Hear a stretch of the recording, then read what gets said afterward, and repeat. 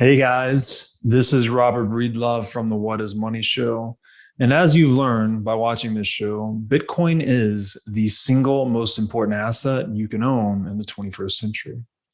And one of the most important companies in Bitcoin today is NYDIG. NYDIG's mission is to facilitate financial security for all. They accomplish this by bringing a high level of professionalization and sophistication to the Bitcoin marketplace. As a true game changer in the industry, NYDIG is safely unlocking the power of Bitcoin for forward-thinking individuals and institutions alike. By using NYDIG, you will gain access to an end-to-end institutional-grade platform, providing Bitcoin OTC transactions, Bitcoin collateralized borrowing, secure custody, asset management, derivatives, financing, market research, and more. And all of these services meet the highest regulatory, governance, and audit standards. Led by Robbie Gutman, Yin Zhao, and Ross Stevens, NYDIG has absolutely exploded onto the Bitcoin scene recently and is leading the way for ongoing institutional adoption in this nascent asset class. So please be sure to check out NYDIG as a single source for all your Bitcoin needs. So we've talked about Bitcoin and how it's dematerializing these critical security functions traditionally provided by banks and or governments, and is doing this through this proof of work security model. But you've laid out this framework that I think is very brilliant, and it's, proof of work has many layers to it that I guess you would say these are protecting it from disruption. So maybe you could just introduce that model and we could walk through it. Sure. I've called it the 7 layers of security. But I think we should start with a fundamental observation.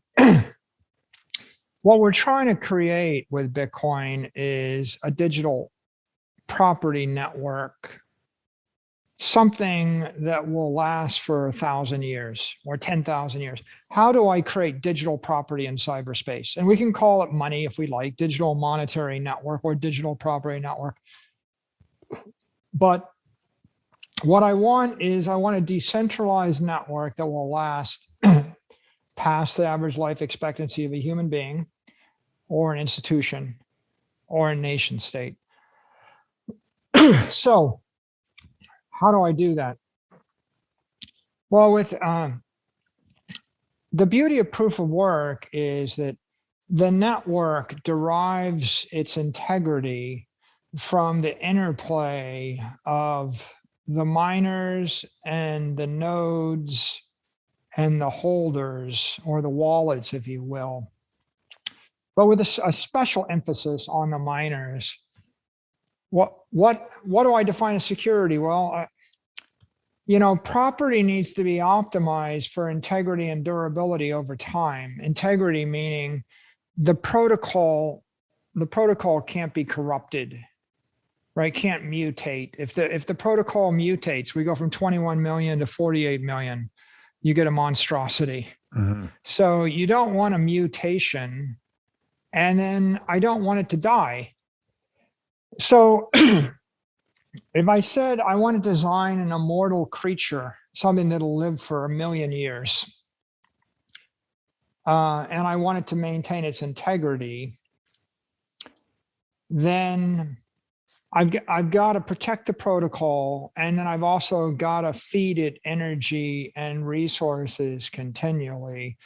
And I'm just going to call that, and I have to protect it from a hostile attack in the near term. So a lot of times when we think about security, we think about just avoiding an attack, but really security is you can't attack in the near term. We don't want it to die. And most importantly, if you live, but you go insane or you get a grotesque mutation, then did you really live? So how am I going to achieve my quest for immortality in a network, right? And the beauty of proof of work is it is an open protocol that is Darwinian and competitive in a way such that it is not just self-correcting on the protocol level to ensure correct money, but it's also self-healing and it's adaptive to the environment around it. So I like to call these the 7 layers of security. So what do you have? You have an energy layer, a technology layer, a political layer, a financial layer, a network layer, a spatial layer, and a temporal layer of energy. Those seven various dimensions. So let's start with the first dimension of security, energy. Well, I have a hash rate. Say we've got about 100 exahash right now. Well, I have to feed it energy in order to create the 100 exahash. Bitcoin is a big customer of energy. So in fact, it turns out that Bitcoin is the most valuable use of energy, or maybe the most valuable, most compelling industrial customer of energy in the world right now. You can generate about 40 cents a kilowatt hour in revenue mining Bitcoin. So that makes it interesting because that co-ops all the energy industry. Mm. So one way that Bitcoin spreads and stays organically vital is it forms partnerships with the energy industry. If you have a volcano in the middle of Central America, the value of that energy sold within 500 miles of you is like 1 penny a kilowatt hour. Mm-hmm. Unless you sell it to Bitcoin, and it's 40 cents a kilowatt hour. So Bitcoin is the best customer for your volcano. Bitcoin is a customer of stranded energy, intermittent energy, energy on any frequency, and energy at any scale. And you don't need to be co-located with with an industrial customer or a consumer. And you don't need bandwidth. So for example, what's the second best, use of energy? Maybe like running Netflix or Google data center. But if you want to run a Google data center, you need to be within fiber optic distance of the major switching networks, because you're streaming video and streaming a lot of high bandwidth queries. So they're bandwidth intensive, and they need to be triple redundant because they need to be, they can't fail. If you're trying to operate a car with Google Maps, you can't afford to have an outage in the network. So Bitcoin miners are so much better than a typical data center, because you could monetize the entire volcano, or you could monetize the entire waterfall, or the entire nuclear reactor, the full bandwidth of it. You could do it at the North Pole. You can do it with a satellite uplink. And you can monetize intermittent energy coming off of wind or wave or solar. Mm-hmm. And you can also shut it down in a heartbeat with fairly low economic cost. So that makes Bitcoin the most compelling technology for the energy industry that's come along this decade, maybe in a long time. The last big energy technology was aluminum, when people would use their excess their excess energy to smelt aluminum. Mm-hmm. Well, Bitcoin rebuilt up in spades. To do Bitcoin mining, you don't need a port to ship aluminum in and out of. Mm-hmm. You don't need an aluminum factory, which is difficult, and you don't need aluminum ore. And you also don't need the industrial demand for aluminum, which eventually saturates. Aluminum is a specialty metal. Right. So what is Bitcoin? Bitcoin is money. Yeah. Okay, so half of everything that the human race has is Bitcoin, or will be Bitcoin in time. So Bitcoin mining is securing and producing something which is of enormous value on a very thin line based upon any flavor and frequency of energy. And there's really nothing like that. Why does that make the network secure? Well, Bitcoin miners are continually looking for new energy sources, and they're negotiating for cheap energy. And when they buy it, they become a big customer. So as they become customers of energy producers everywhere in the world, the energy producers become political allies of Bitcoin. Mm-hmm. So the energy producers are all regulated entities, but they're all very credible, and they all are wired in the political fabric of every society. So if you are the best customer of the utility in the city or the state or the country, then that utility has a vested interest in protecting your interest. So Bitcoin co-ops energy companies, and also Bitcoin is hope for a utility. If you're a value stock, 100-year-old utility company, you're not getting a high multiple in the stock market. There's not a lot of excitement. In fact, you're regulated, and there are limits on how much money you can make by selling your energy to consumers or to businesses. You know, if the power company in New York City just jacked the price of energy by a factor of 3, they'd get shut down by their regulators. Mm-hmm. On the other hand, if you get in the Bitcoin mining business, right, you don't have those kind of regulations on you. So Bitcoin is a chance for energy companies to become technology companies, and it solves so many of their problems. I can generate more revenue. Check.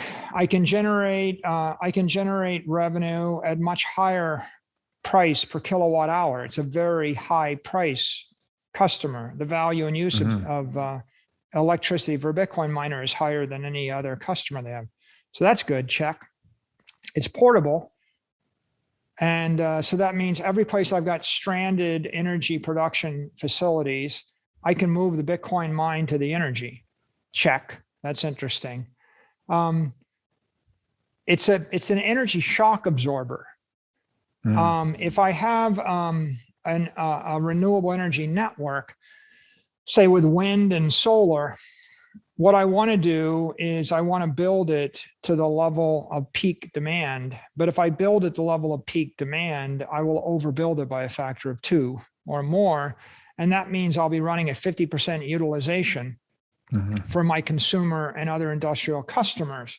So how am I going to find a customer that's willing to actually take up half of my energy production and then turn off for 10 hours a year or 20 hours a year when there's a brownout without complaining? Right? The hospital's not going to do that. Yeah. Homes aren't going to do that. So I need some kind of industrial producer that becomes the shock absorber. They're going to drive up my utilization to 98%. And then when I brown out, they're going to turn off and give back energy to the network. So Bitcoin represents a driver for the development of sustainable and renewable energy. It also represents a technology to provide more reliability and fault tolerance to a power grid. Right. And, if you think about the role of capacitors or batteries or shock absorbers in electrical machines or mechanical machines. Yeah. That's what Bitcoin is for a power network. Right. Let me ask you this. So you described money as energy, socio-political energy. And so in that framework, I guess we could consider banks historically, where they were actually providing custody of gold. They were kind of like energy stores in a way, right? We're storing this excess productive economic energy in gold that banks were custodying for us.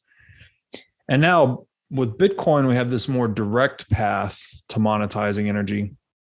And so what I think about here is there's kind of this interesting thing where, you've heard of a power bank, like these little devices that will charge your phone or whatever. It stores energy. So it's like banks and power banks. Do you see the energy producers and banks somehow converging? Because it seems like you kind of, on a Bitcoin standard, you eliminate the need for a custodial bank. They become kind of synonymous with energy producers. Do you see those industries coming together in the future? Well, I mean, I think once you understand that a bank is storing monetary energy, then you've got a bank of batteries that's storing electrical energy. And then Bitcoin is sitting in the middle. It's encrypting the energy from electrical energy into monetary energy. And so, on one hand, it's upgrading the raw physical energy through the encryption process. And then on the other hand, it's digitally transforming analog fiat energy into encrypted money, digital money. And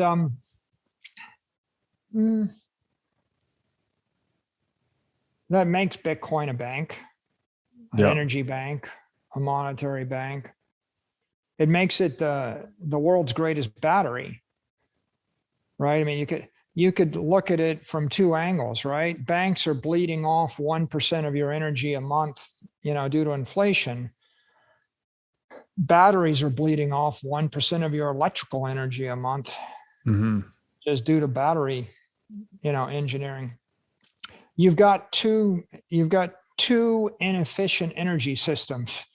Batteries and power grids don't work that well, and fiat banks and monetary grids don't work that well.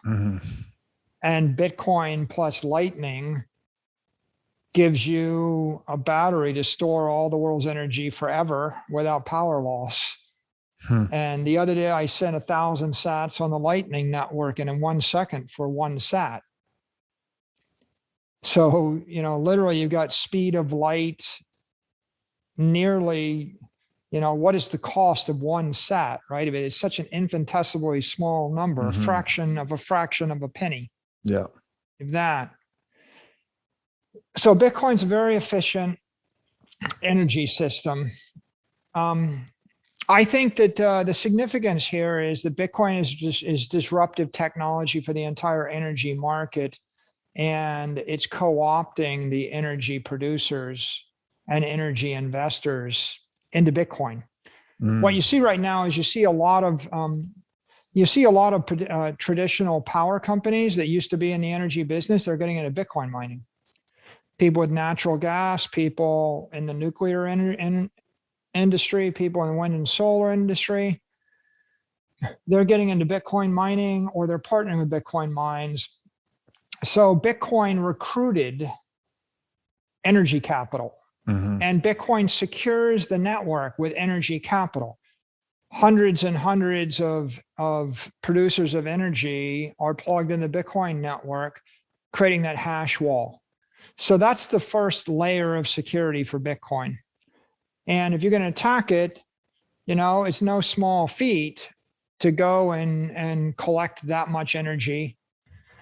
You almost can't, you're not going to collect twice as much energy or as much energy as is currently in the Bitcoin mining network. Politically, economically, practically, I just don't know how you would do it, right? Right. Very, very problematic. So and there's no shortcut, right? In that regard, there's an energy wall, and you have to jump over it. And it's a lot, at the point where you're talking about 100 terawatt hours of energy or something. It's a lot of energy. So the second layer, though, is technology. And this, I don't think people really understand that well. And when I talk about technology, I'm referring to Bitcoin ASIC miners. Bitcoin is a wall of encrypted energy. So the energy is the first part, but the encryption, the crypto is the second part, the crypto wall of energy. It's not raw energy. If it was raw energy, you just need 100 terawatt hours to start to get parity. But when it's encrypted energy, I need 100 exahash of SHA-256 mining equipment. And since it's like 10,000 miners, right, to get to an exahash right now, okay, then that's a million mining rigs of the latest build. How do you come up with 1 million mining rigs? You know, it's like, no one's got 1 million mining rigs sitting around. I mean, it's not clear how long it would take to manufacture 1 million mining rigs. Right. Bitcoin's co-opting technology companies. So Bitmain is a big player, but there are other big players too. And as Bitcoin gets larger, I think you'll see the Intels of the world, and you'll see other semiconductor companies designing Bitcoin mining rigs and getting into the space. And this is another example where this is open and competitive. You know, who wants it the most? Whoever wants it. And what capital you need? This is semiconductor fabrication capital. You have to fabricate these ASICs. The S19 family is 5 times more efficient than the S9s. So if you wanted to generate an exahash on the S9 family, it took 150 megawatts of power. That's a lot of power. If you wanted to do it with S19s, it's 30 megawatts of power. A 5x difference in a generation. If you get through two generations every 10 years or 3, right? You know, you're talking about 20x improvement. I mean, we're 100x more technically efficient today than we were 8 years ago. Where will we be in 10 more years? We go back and forth, right? There's all sorts of people with opinions. There's Moore's law. Some people think that ASIC technology efficiency will slow down, but then again, people have been predicting that we would hit a wall in Moore's law for a while, and they're still not quite right. So when you understand the Bitcoin network, what you can think is that the Bitcoin mining network 10 years ago was very energy intensive and technology poor. There's a time when you were just using off-the-shelf chips, and then you were using GPUs, and then you were using ASIC first generation, and then ASIC next generation. So we're like 5 generations into this now. In the early time frame, think about it, you throw probably 1,000 times, if not 1,000,000 times as much energy to generate a hash. Right. And now you're throwing 30 megawatts to generate an exahash, but we'll get to the next generation where it'll be 5 megawatts. And then what happens when we get to 1 megawatt? Well, so as you go out, energy is still important, but it turns out that the network is rotating from energy intensive security to technology intensive security. Right. Like what if you imagined one day there'll be 10 million mining rigs, but there'll be 7th generation ASICs, and they will be 100 times more efficient than anything we have today.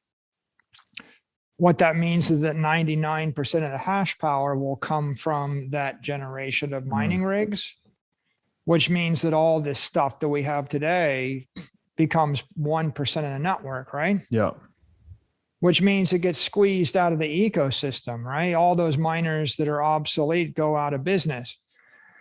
And so that technology intensity has a couple of dynamics. One is that's what keeps the network from consuming all the energy in the world, right? I mean, people say silly things like, oh, well, the energy usage is going to increase with the price. Well, no, it's not.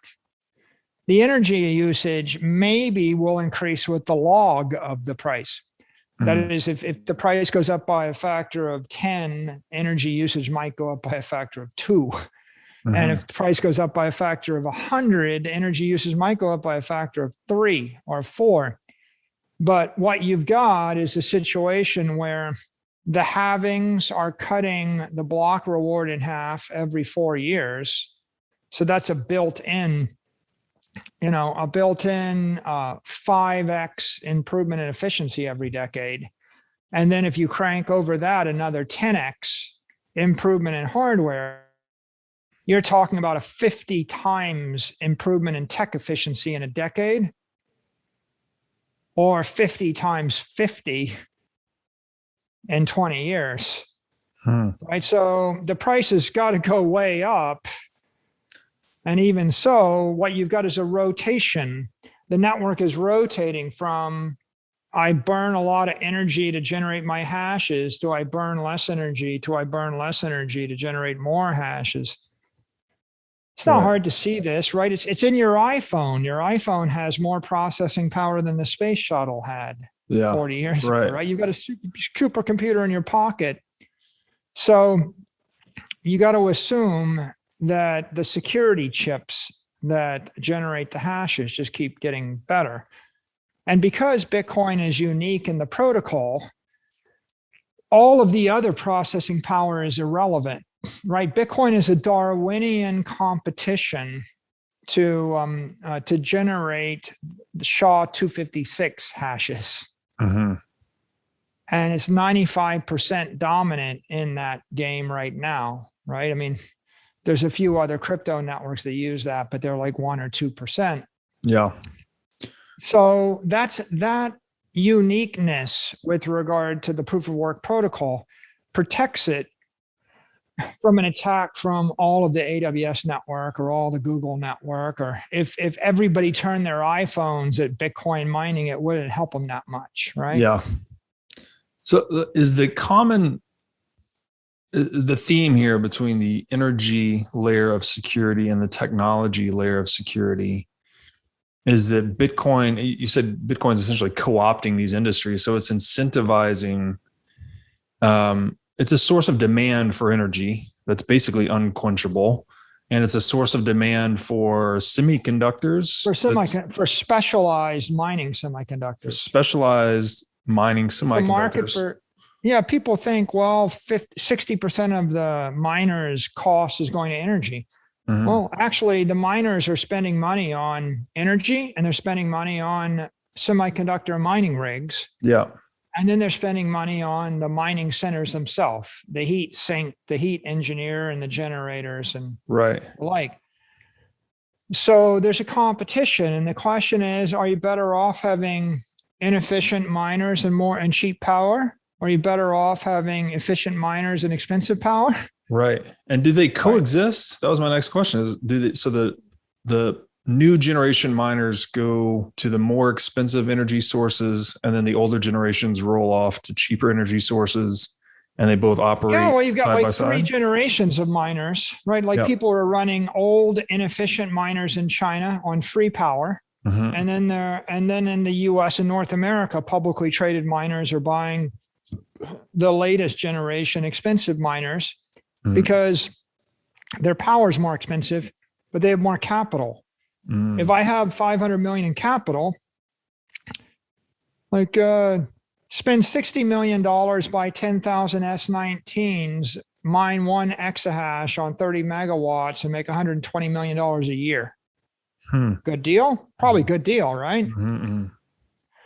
So in that case, you would rather buy the better equipment. And I think you find at any given time, there's like there's 3 generations of mining equipment. When the price goes high, if you look at the hash rate of the network back in the first quarter, there was a point when the hash rate got to like 190 or something. And I thought the peak was 170, but there was a surge up by about 10 or 15 exahash. And I posit that surge was because people turned on 3rd generation mining equipment, like the oldest, least efficient stuff. And there's a relationship. An S19 is generating 40 cents a kilowatt hour right now. Ergo, it is profitable to buy electricity up to 39 cents a kilowatt hour. An S9 was 5 times more inefficient. So S9s were profitable at 8 cents a kilowatt hour. But if you go back 1 generation before that, if you're 5 times less efficient than that, you're profitable at 1.5 cents a kilowatt hour. So the break-even point is a function of the semiconductor. Yeah. Or the joules per terahash, right? Right. And that's a technology driver. It's not an energy driver. Yeah. And most of the people that model Bitcoin mining, they don't really focus upon the technical efficiency of the miners. And by miner, I don't just mean the one mining rig. I just mean the mining operator that has a mixture of first generation, second generation, third generation equipment. Yeah. The price, and you may turn off. Like if the price of Bitcoin went to $5,000 a coin right now, people would probably turn off the old mining equipment if they had to, unless the energy was free, right? You can bootleg Bitcoin on free energy if you're stealing the energy, but if the energy costs 3 cents a kilowatt hour, you're gonna turn off your old equipment. You're gonna keep the new equipment running, and that's an adaptive correcting system itself. When the price goes up, you're going to turn on the old equipment. Yep. And over time, though, these are transient phenomenon, because the more important phenomena to focus on is that over a decade, the technical efficiency of the mining network is going to increase by a factor of 20 to 100, depending upon the rate at which people upgrade the semiconductors. And there are a lot of ways you can enter into the network and you can disrupt the equilibrium. One way is, as a nation state, you can start mining off of a volcano. The other way is you can design a totally new family of ASICs. So, maybe Intel or Apple wants to get into space. They could disrupt it. A big energy producer could disrupt it. Right now, the limiting factor is the number of mining rigs you can get your hands on. That's good, right? That creates some predictability to it. Yeah. And that keeps us from going chaotic. So if you look at these two layers of security, right, the energy layer is co-opting energy providers all around the world, and the technology dimension is co-opting semiconductor manufacturers. And if one of them, like Bitmain, gets too much power, Jeff Bezos' famous line, "Your margin is my opportunity." Right. Yeah. Right. So if one company gets too much power, then, well, this is not terribly complicated engineering. Yeah. I mean, it's well understood how to design SHA-256 ASICs. There's a capitalism difficulty adjustment. Do it. Yeah. And there are a lot of companies like Qualcomm, Intel, when they get squeezed, they need a new market. This is a new market for them at the price, as the price goes up. And the interesting thing, of course, is if there's only one provider of SHA-256 miners, Bitmain, doesn't that create an artificial scarcity to hash rate? And if there is a scarcity to hash rate, doesn't the price go, the profitability of Bitcoin miners goes up, right? Right. And so if the profitability of Bitcoin miners goes up, then don't more people want to get in the business? And if more people want to get in the business, don't they need to buy Bitcoin mining rigs? And if they need to buy it and there's infinite money, don't they go and find someone else to break that monopoly? Right. So energy and technology are a key part of the equation, but they're not the only part of the equation, because if I want to generate hashes, I have to set up a Bitcoin mining facility. There's physical nexus. I have to do it in Iceland or El Salvador or Canada or Texas. And you could probably run your stake validator on a secret machine in your basement, but you can't run a 150 megawatt facility on a secret. You need the support of the mayor, the county, the governor. You could look at this as a negative. It isn't. It's a positive. What it means is that Bitcoin miners are knocking on doors everywhere in the universe, and they're looking for supported political jurisdictions. You know, if New York City doesn't want to mine Bitcoin, maybe Texas does. Maybe Florida does. Maybe Wyoming does. Right. And so if China doesn't, well, then maybe Kazakhstan does. In fact, the more irrational one country is, the more appealing Bitcoin mining is to the others, right? When China actually cracked down on Bitcoin mining, the revenues of Bitcoin miners doubled. The profits quadrupled. And the incentive to get in the mining business jumped. And so what you have is an interesting dynamic where Bitcoin miners partner with energy companies and they partner with technology companies, but they also partner with political jurisdictions and politicians. And this is an interesting situation too, because this is so Darwinian. What happens if you're a Bitcoin miner and you set up $1 billion Bitcoin mining rig in New York City and then there's a new mayor and he outlaws Bitcoin mining? What happens to your capital? Can't move it, right? So Bitcoin miners have skin in the game. And because they have skin in the game, that means that they have to do their due diligence and they've got a long time horizon. A person that's mining Bitcoin is looking out 5 years, looking out 10. You kind of want to be in a jurisdiction where you think that a decade from now, you'll still be able to mine Bitcoin. And so it forces you to be more thoughtful, you know, and the next step is, well, I just invested hundreds of millions of dollars in this county. I guess I'd probably better contribute to the county election and get the mayor elected, right? Mm-hmm. Right. You put down roots because you have a vested interest, because you have something to lose. Mm-hmm. So the Bitcoin mining network actually becomes a political lobbying network for Bitcoin. Interesting. And then every politician that has a Bitcoin mine has tax revenue, has, you know, when New York wanted to ban Bitcoin mining, that was blocked by a politician because the politician got a letter from the union. And the union said, you know, we're going to lose jobs. Huh. So all the money that flows into creating mining centers creates jobs, creates tax revenue, supports politicians, you know, creates massive revenues for engineering companies, for real estate companies, for landlords, you know, et cetera. It's good for the local economy. Yeah. Bitcoin brings prosperity anywhere on earth.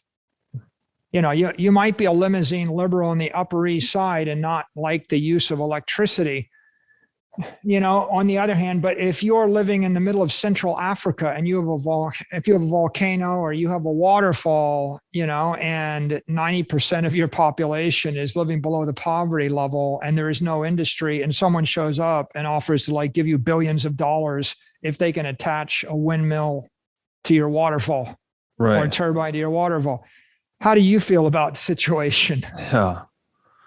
It's incentivizing everyone to interact with it in a way that, you know, contributes to, and I would argue ultimately ensures its success. That's the key. That's the thing that's so hard to get your head around here, is like, it's not something that's being imposed. It's really just, it's a game theory that's turned on people. So people in a way have become a core component of the Bitcoin system. It's like we, you know, at every level, we're incentivized to help it proliferate.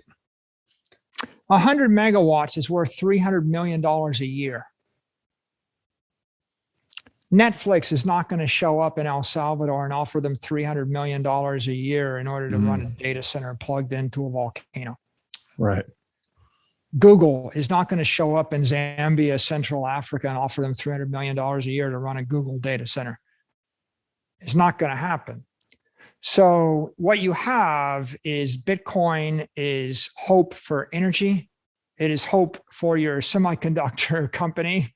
It is hope for your political jurisdiction. It solves a problem. And because it can go anywhere, right? It can go anywhere on Earth with a satellite uplink. It's probably a more compelling solution to someone that has natural resources in a poor country, even than in a wealthy country.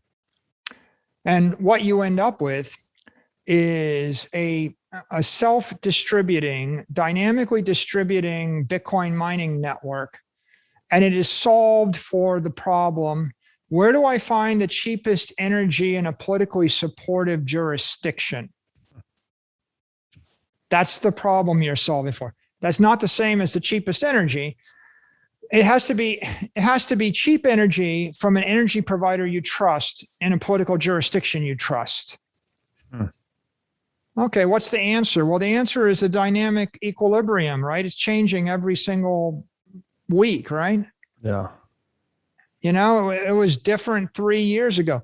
3 years ago, there was free electricity in provinces that had empty, excess coal electricity capacity in China.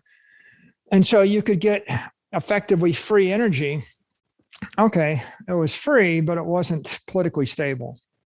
Now you can go to a politically stable place like Texas and pay 3 cents, or maybe you can get it for 1 penny in Kazakhstan, or maybe you can go some other random place. You could go to Cuba, or you could get a bootleg thing in the jungle from some warlord. Yeah.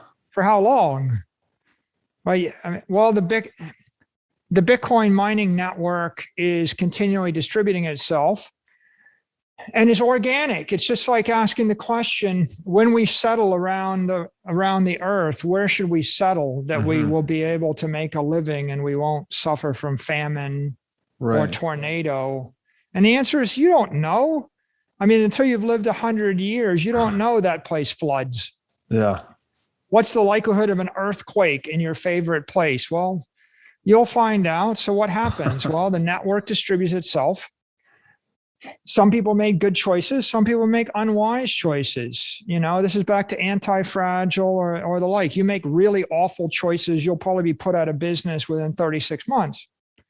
If you make okay choices, you might last 3 to 10 years.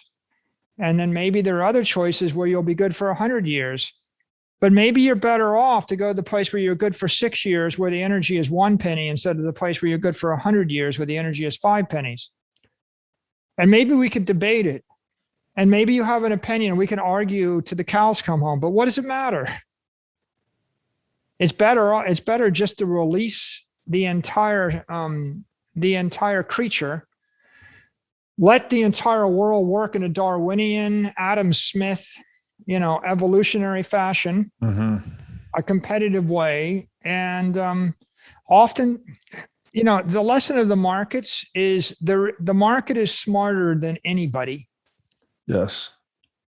Every time I think about what I knew, half the time I thought I knew it and I was wrong, and sometimes I was right. But the market generally outsmarts the smartest person.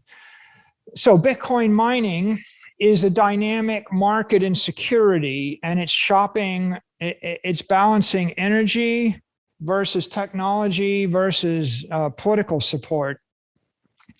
And that takes us to the fourth layer of security, which is, go ahead. You got a question? Yeah, let me ask you one question about that. So it is shopping all of these dimensions, but it's also stabilizing them. And I wonder, does that apply to politics as well? Because it seems like this industry it's a shock absorber, right? Yeah. It is stabilizing. It's a political shock absorber, and it's an energy shock absorber. If you have a political regime and you've got natural resources, but your economy is tanked. Yeah. Bitcoin comes in. On one hand, the Bitcoin miner can generate $500 million a year in revenue. Okay. On the other hand, the Bitcoin miner can say, we're not coming unless we actually feel this is a stable regime to operate in. Right. So maybe, how there's that phrase like, I got married and my wife made me want to be a better man. Yeah. I was like, okay, well, if you get married, you have to give up some of your bachelor ways, right? And if you have a child, you have to be even more responsible, right? Yeah. So the commitment to a family is stabilizing, because you're thinking, I can't, do the crazy things I did when I had no other responsibilities. Yeah. If you actually don't have any industry, you have nothing to lose. And so a country that has a Bitcoin mine has something to gain and something to lose. And if you were to actually then seize the Bitcoin mine, right, no other Bitcoin miners are coming to you, right? Yeah, right. It's the same as seizing the Bitcoin, right? If you make Bitcoin illegal in your country and you make mining illegal, then you lose all that. But if you make Bitcoin legal or welcome and you make mining welcome, you gain something. Yeah. And then if you're rational, you might remember that your prosperity came from the new job you have. And that way you don't want to lose the job. Right. If you're jobless and homeless, well, first of all, there's nothing to lose. And then, if someone puts a $37 revolver in front of you, maybe that's more appealing to use that. Right. If I have nothing, I might be more akin to violence or more prone to violence. And if I have, why do people resort to violence? Maybe because it's hopeless. If I feel like things are hopeless, I either kill myself or I kill somebody else. Bitcoin is hope. Yeah. And so, it is politically stabilizing, because it's a way out for someone that can't find another way out. And once you adopt Bitcoin, you see something that worked and you have something to lose, and you're part of the multinational Bitcoin network, and that is civilizing. Yeah. In its own special way, because after the mining, it draws you into Bitcoin holding, and then Bitcoin banking, and then Bitcoin commerce, and Bitcoin philosophy, and the like, right? So the Bitcoin mining, I guess we could say in a broader scope that digital technology is already changing the distribution of populations thanks to remote work and things like this. But Bitcoin mining itself sounds like it could have a pretty significant impact on where people live. You're going to kind of migrate to these cheaper energy sources and set up a politically stable environment and get to work. Yeah, Bitcoin mining lets you create an oasis of prosperity around a stranded energy source. If you have stranded raw materials, whatever the energy is, you can drop the miner on top of it, and then you can create prosperity, because it'll monetize any flavor of energy, any frequency of energy, with no bandwidth and minimal infrastructure around it. All right, guys, that was episode 14 of the Saylor series. And this episode, we start to dive into a new framework that Saylor's laid out, which he calls the 7 layers of proof of work security. And I think the easiest way to start this is with a visualization, actually. So Saylor's describing a monetary network in Bitcoin that constructs these layers around it. And each layer is a point of resistance to disruption, I think, is the big key point here. And this is somewhat akin to network effects, I think. I've talked about this before, that the more participants there are to a particular network, which is to say, the more sides there are to a marketplace, the more resistant it is to disruption. So the classic example of a one-sided marketplace is Facebook disrupting MySpace, right? Facebook provided a superior value proposition to one cohort of users, which just are the users of the network. And in doing so, was able to disrupt MySpace. However, when you look at a marketplace that has more than one cohort of user, something like Craigslist or eBay, where they have buyers and sellers, these two-sided networks tend to be more difficult to disrupt, because you have to provide a superior value proposition for both buyers and sellers simultaneously. Otherwise, no one moves.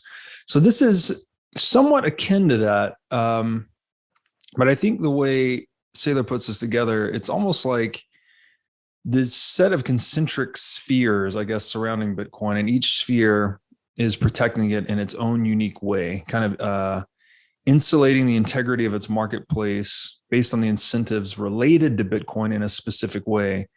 And the net outcome of this are these 7 interlocking spheres that really protect Bitcoin from disruption and nurture the growth of its network. So this might sound a bit abstract right now, but as we go into it, I think it'll become a little more concretized. And the other general theme here I'd like you to think about as we start to go through this is that it is the persistence of Bitcoin, so the actual persistence of its network uptime, let's say, or its availability to sell energy into the network or to move energy through the monetary network, and the certainty that it's affording market actors, right? Again, hard cap of 21 million, can't be confiscated, inflated, stopped, interrupted. That is actually, in my opinion, in my view, forcing humans to reorganize themselves around this network. So in a very broad sense, we could say that all of the variation in human affairs, and this gets back to something Saylor and I discussed earlier, it tends to coalesce around the invariance. Saylor gave the example of gravity previously.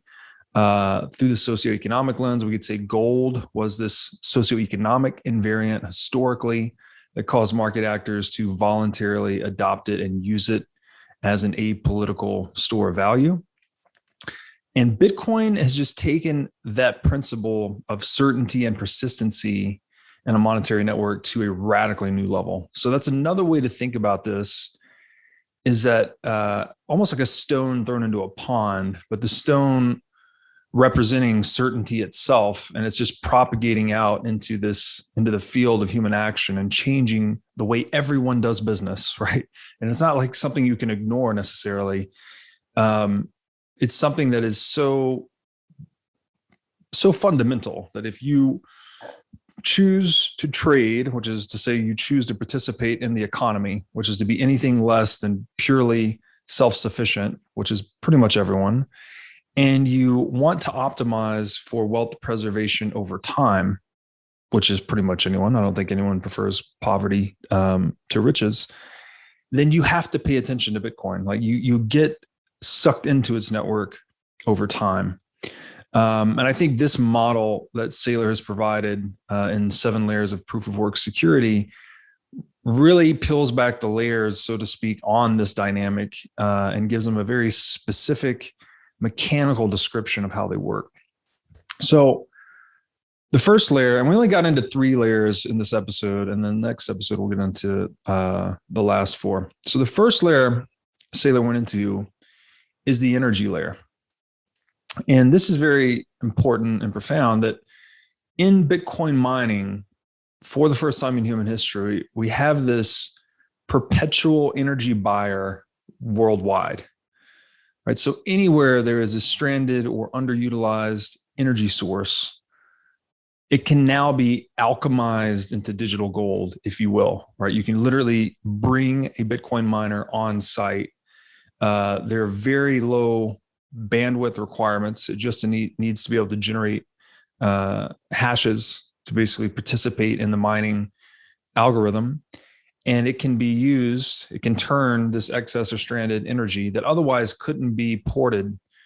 Let's say that otherwise it was uneconomical to port this energy elsewhere due to its geographic location, can now be used to directly monetize that energy, which is, say, just turn that energy into money.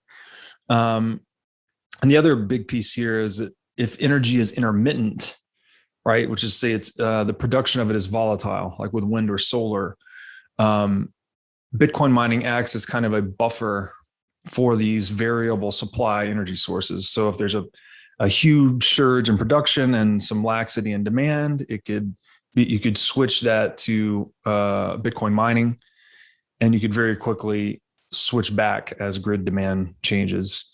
So it's to say that Bitcoin mining works really well with these interruptible loads and high variation loads and remote loads. So it's kind of like and this is an example he uses later on, that it is providing this shock absorber quality where it's actually buffering the different systems against volatility they would otherwise experience.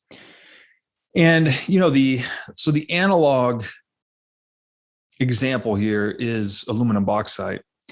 And I think this was being done in, I want to say it was Greenland or Iceland. I forget which one, but they effectively had this surplus of, I think it was geothermal energy, but they had no good way to export it. And what they would do instead was they would import aluminum and actually smelt it, which is a very energy intensive operation. And then they would smelt it with the local energy and then export the aluminum bauxite, I think was the final product, to countries that had demand for aluminum bauxite. So what this was an analog example of monetizing stranded energy sources, like this stranded geothermal energy that for certain economic reasons couldn't be transported across power lines easily or cheaply, could now be aimed at the production of a hard commodity that could then be shipped anywhere worldwide. So the aluminum effectively was serving as an energy battery. And this is a pretty popular example. You've probably heard of this one before.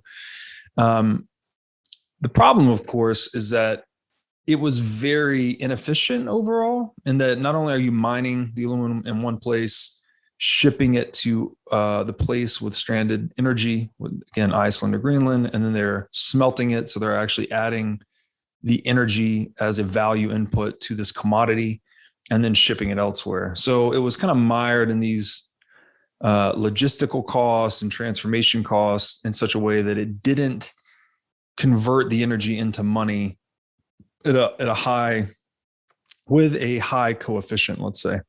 So in Bitcoin, we have something that requires less transformations. Like every time you're either loading something up to put it, to ship it logistically, or incurring a transaction cost, you're basically mitigating the efficiency of monetizing this energy. So with Bitcoin, we have something that minimizes these intermediate steps and allows energy producers anywhere in the world to essentially directly monetize their energy sources.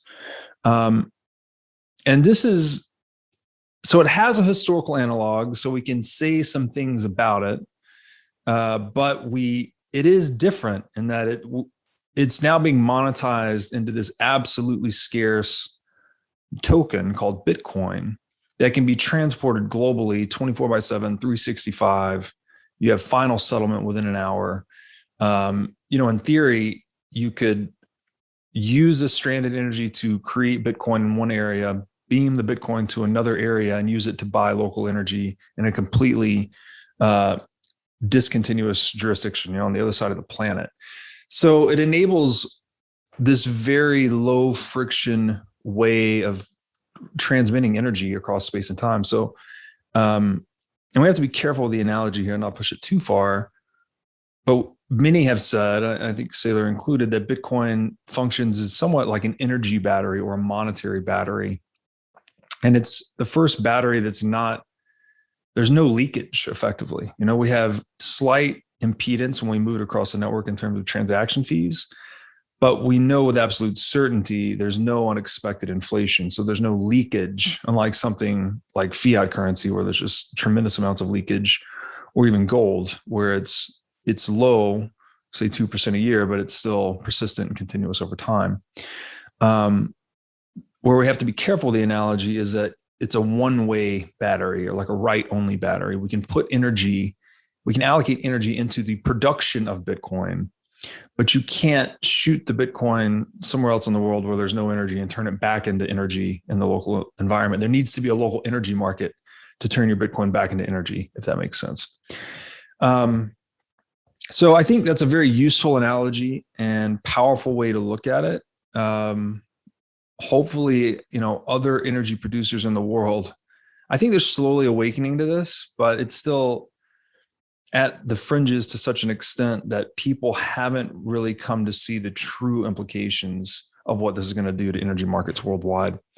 And one of the great points, there's a lot of implications, but one that Saylor brought up I had not thought of before, was that energy producers becoming customers of Bitcoin mining. So they're selling their energy to Bitcoin miners.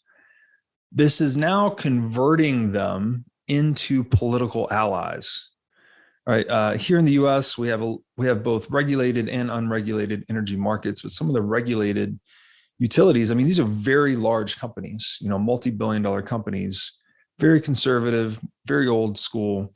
But as they become customers of Bitcoin mining, I think these industries that have very deep roots, it's very localized, right? Depending on the type of energy that's being produced, but typically, oil, gas, solar, geothermal, hydro, like these are all relatively fixed assets, let's say. So they're very tied into the local political framework because clearly energy is an indispensable commodity. It's like the ultimate commodity in a way. And so as they become customers of Bitcoin mining, they're going to be learning more about this, where your money goes, your mind follows, so to speak. And by virtue of their participation in this marketplace, they will become political allies that, lobby on behalf of Bitcoin, call their local regulator to get rules in place that are favorable to their long-term capital interests, et cetera. So I thought that was a really important aspect through which to look at Bitcoin, and that this energy layer, it's not just about thermodynamics and technology and money. There's also this political element to it, which is another layer that we actually revisit here towards the end of this episode. So the second layer that Saylor brings up is technology. And, everyone knows energy goes into the Bitcoin network to secure it, right? This is the skin in the game of miners, effectively, that underpins this Darwinian or capitalistic competition among miners to obtain transaction fees, block subsidies, and participate in network security. So this is like this optimal alignment of incentives that Satoshi created that really makes Bitcoin, and what Saylor brings up a great point here, that we all know energy is very important to the network, but what's less obvious is that over time, as Bitcoin grows, it's actually, the network is rotating away from energy intensity, say an energy intensive security model, and towards a technology intensive security model. And this is something I had not thought about previously either. There's this shift almost occurring. So if we think very early days of Bitcoin, people were just mining it on their computers. There's no specialized semiconductors at this point. It was just, whatever computational hardware you had was pretty much competitive in Bitcoin mining in very early days. So it was mostly a matter of electricity, getting low cost electricity such that you could keep your operating expenses below the market value of the Bitcoin produced, your operating revenues. So we could say in the earliest days of Bitcoin, it was almost purely energy intensive. However, as the ASICs and semiconductors become more specialized, which is to say they become more narrowly focused and functionally designed for mining Bitcoin at the expense of everything else. So these are kind of single purpose units. That accumulation of hardware actually starts to represent more of the energy intensity overall of mining. So another way to think about this is that there's a shift occurring from kind of dynamic energy to static energy. And we could say that the semiconductors themselves are effectively a form of frozen energy, right? This is capital. It was an energy intensive process to produce them, to ship them, to get them into position, plugged in, and producing hashes, right? Which is to say competing in the Bitcoin mining network in a way that they are profitable. But this has effectively, we're now capitalizing this energy cost into these semiconductors. So the technology itself, the hardware, is becoming more important, more of a security layer than the energy expense itself over time as the Bitcoin network proliferates. And a lot of this has to do with that ratio, right? Where, again, these ASICs are producing hashes more efficiently. So you're getting more hashes per energy expenditure, which is in the same way that capital amplifies the gains on labor, right? This technology is becoming more specialized over time, and therefore more of a overall component of the security network of Bitcoin.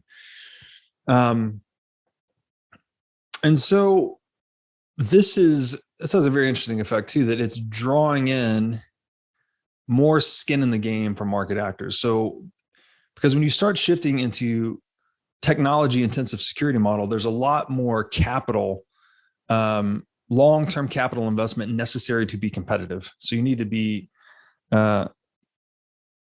to have larger and more sophisticated capital operations versus just kind of plugging in and participating in mining when it's profitable and unplugging when it's not.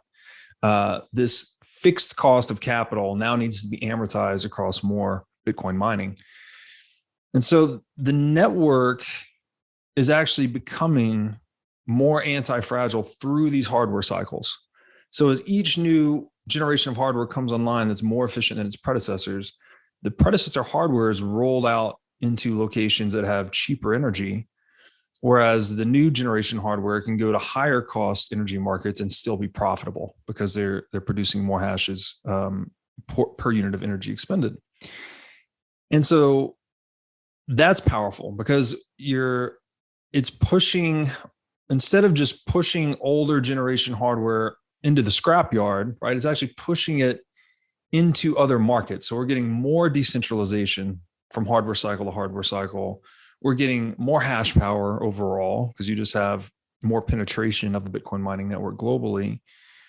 And then you're ultimately getting more security. So this gets back into that virtuous cycle of Bitcoin mining, which is, as Bitcoin network becomes more secure, Bitcoin becomes more desired as a store of value.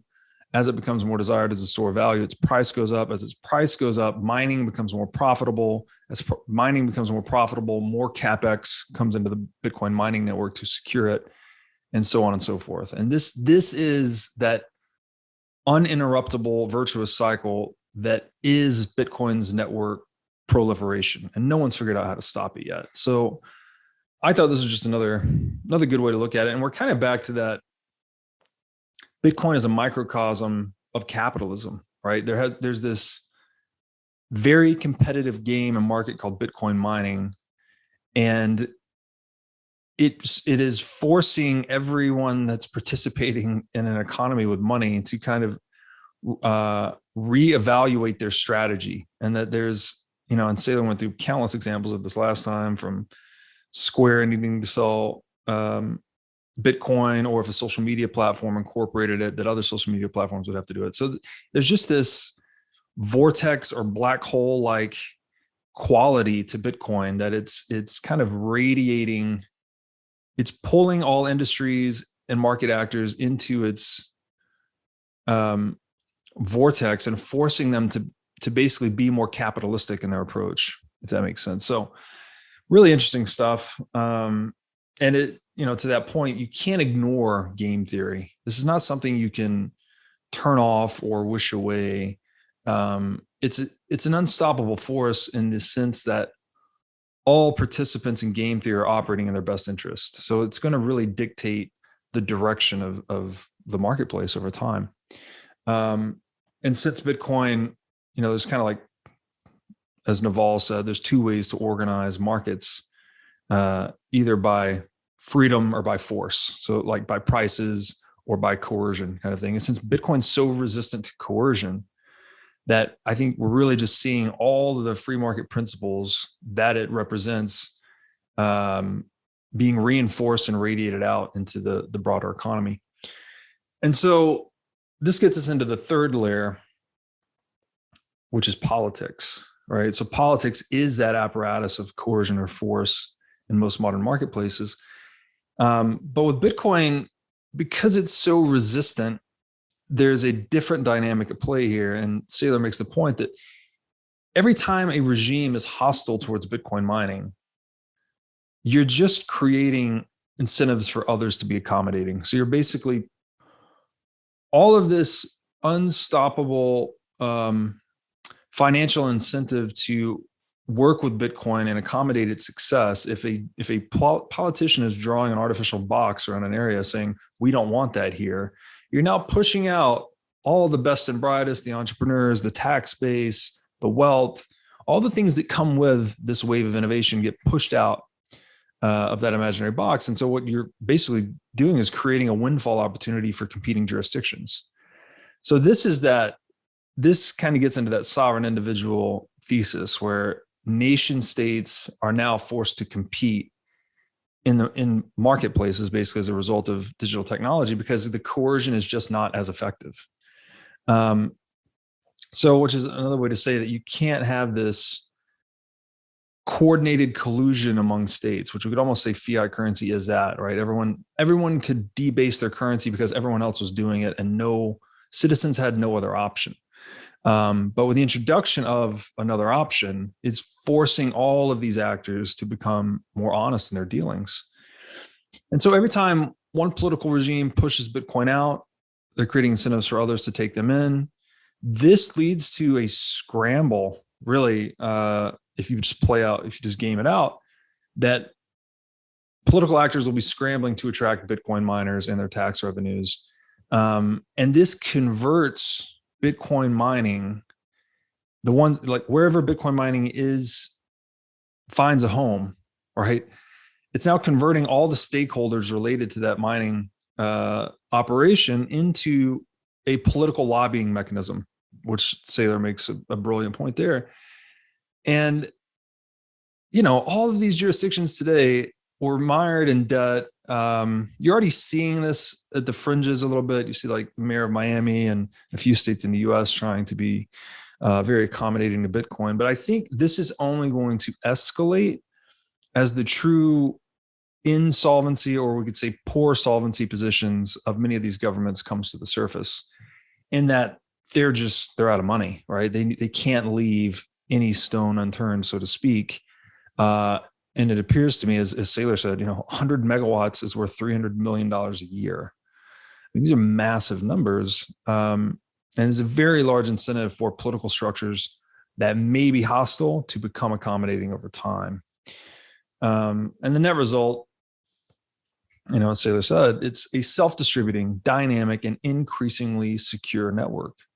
So this is where, I feel like we're very in the middle of the unstoppability of Bitcoin at this point. When you come to see the incentives operating in multiple sides, at multiple layers, in multiple ways, it becomes very hard to try and do some mental gymnastics into a situation that sees it failing almost, because you have the willpower of every actor that wishes to preserve wealth aligned with the proliferation of this network. And so the other result of this, it's really interesting, is that it's a stabilizing force, right? We're bringing stability to energy markets as a buyer of last resort, as a monetizer of stranded energy sources. As Saylor said, Bitcoin mining can be an oasis of prosperity. So anywhere there's cheap energy, right? You don't need any other infrastructure really in place. You just need an internet connection and Bitcoin mining hardware, and you can create digital gold. You get the digital gold business. This also brings stability to technology industries as an insatiable source of demand for semiconductors. So now all the seasonality and fluctuations and risks that semiconductors went through, they now have effectively a buyer of last resort as well. And the persistence back to the persistence of Bitcoin, the persistence of revenue expectations for semiconductor producers, this is going to lead to larger and deeper capital investments, right? Because they just, as the Lindy effect of Bitcoin takes more and more hold, and people expect it to be there over time, you can make larger capital investments based on the certainty of that revenue. And this will lead to, again, deeper, more complicated capital structures, more investment, more roundaboutness of production, which is to say that we become more efficient in production, we become more aggregately wealthy as a result. So a lot of impacts here. And then finally, which is really interesting, is that this same mode, Bitcoin is bringing stability to political regimes. So those that offer Bitcoin miners the lowest tax frameworks and the most predictable legal frameworks, they're going to outcompete those who do not, right? All the wealth, which again is hyper mobile in Bitcoin, the talent, the knowledge, the skills, the experience, all of these factors that make an economy vibrant will flow into the jurisdictions where Bitcoin is treated best. And it will relegate those that ignore this or resist this into the economic dustbin effectively. So it's this hyper competitive Darwinian dynamic that Bitcoin's bringing to the geopolitical sphere that makes it seemingly unstoppable. And, this could lead to a lot of things. This could lead to incentives, subsidies for Bitcoin mining. It would make sense for states to subsidize these operations to get them up and running and attract, local entrepreneurial networks into the fold. This is, again, increasing political stakeholders' skin in the game. So if they start subsidizing these things, clearly they're going to pass regulations that are favorable to them. They want to make sure that they preserve the local industry and the tax base that comes from that. And ultimately, I think if you game it out, you could see Bitcoin as being a driver for more political consensus. And that, all of this gridlock that we see at the federal level today, when governments become more accountable to their bottom line, they're much more likely to reach consensus that improves their financial position and moves them forward. Again, largely that path forward, I think, necessarily goes through Bitcoin mining and Bitcoin production. So, my great hope is that as a result of this coercion resistant money emerging and it forcing all market actors to adapt their strategies to be more productive and less antagonistic, because antagonism just doesn't work as well, that Bitcoin almost encourages us or incentivizes us to rely on our reason, right? This objective, distinctively human faculty we all have, human reason, over force, right? It's almost like, maybe you could say it's simpler. Bitcoin's making force unreasonable. So in that way, it is making civilization more sustainable over time, less prone to, booms and busts, right? And again, the bust typically, the beginning of the bust is typically the breakdown of the monetary standard. Once you've compromised the most important protocol in a civilization, which is money, that tends to presage civilizational collapse, as we've seen countless times throughout history. So Bitcoin acting as this shock absorber in the energy, political, and technology domains is really exciting, frankly. And I am excited to see where it goes. So I hope you guys enjoyed that. That was episode 14 of the Saylor series. I'll see you back here again soon as we dive into the last four layers of the 7 layers of the proof of work security model.